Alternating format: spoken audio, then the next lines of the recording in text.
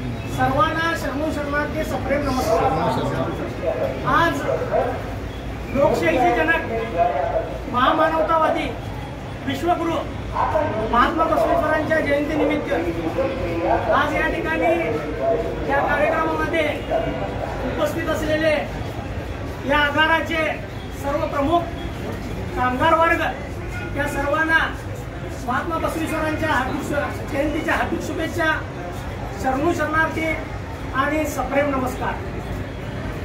12व्या शतकामध्ये महात्मा बसवेश्वरांनी मध्ययुगीन काळात फार एक मोठी अशी क्रांती केली आणि म्हणूनच त्यांना क्रांतीसूर्य महात्मा बसवेश्वर असं म्हटलं जातं। ज्या वेळेला समाजामध्ये आपल्या सर्वांना शिक्षणाचा अधिकार नव्हता, देवपूजेचा अधिकार नव्हता, धार्मिक अधिकार नव्हता, बोलण्याचा अधिकार नव्हता आणि एकमेकांमध्ये मिसळण्याचा अधिकार नव्हता, अशा वेळेला महात्मा बसवेश्वरांनी मंदिर संस्कृती ही धुडकावून अनुभव मंडप ही संस्कृती स्थापन केली आणि ही अनुभव मंडप म्हणजे जगातली पहिली लोकशाहीची संसद। यामध्ये समाजातील सर्व घटक, वंचित, बहुजन, दलित, समाजातील तेली, माळी, कोळी, गोष्टी, लोहार, सुतार, कुंभार, महार, मांग, चांभार या सर्वांना एकत्रित आणून त्यांना शिक्षणाचा अधिकार दिला, देवपूजेचा अधिकार दिला, धर्माचा अधिकार दिला, एकमेकांवर संवाद साधण्याचा अधिकार दिला।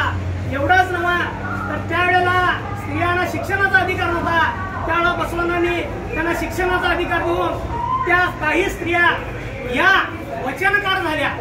अशा पद्धतीने एक महान क्रांती, जी क्रांती महात्मा बसवेश्वरांनी स्थापन केली, त्याच्यावरच राष्ट्रीय एकात्मतेची भिंत महात्मा फुले यांनी बांधली आणि त्याच्यावरच बहुजन विकासाचा जो कळस आहे ते राजर्षी शाहू महाराजांनी चढवला आणि त्याच्यावरच डॉक्टर बाबासाहेब आंबेडकर यांनी बहुजन आणि दलिताचा ध्वजा हे त्या ठिकाणी त्यांनी फडकवलं। म्हणून सामाजिक क्रांतीचे जनक, लोकशाहीचे जनक हे महात्मा बसवेश्वर आहेत।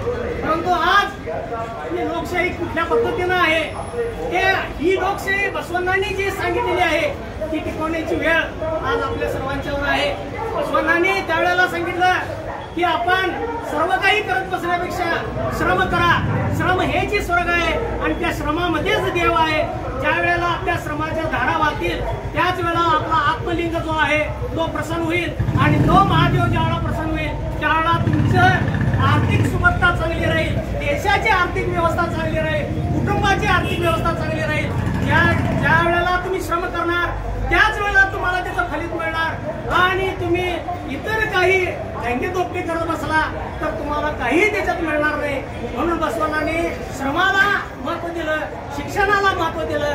अशा या महान समाज सुधारकाला या ठिकाणी त्यांच्या जयंतीनिमित्त मी विनम्र अभिवादन करतो आणि त्याचबरोबर ही जयंती आपल्या इथं प्रत्येक वर्षी साजरी होत आहे आणि अशाच पद्धतीने साजरी होत राहो आणि हा लोकशाहीचा जो उत्कर्ष आहे, लोकशाहीचा आजचा अभिवादन करण्याचा दिवस आहे, लोकशाहीचे जनक याच्या चरणी नतमस्तक होण्याचा आजचा दिवस आहे आणि अशाच पद्धतीने हे कार्य चालत राहावं हीच मी बसवचरणी या ठिकाणी वंदन करून माझे हे 2 विचार बसवचरणी अर्पण करून याच ठिकाणी थांबतो। जय गुरु बसवेश्वर।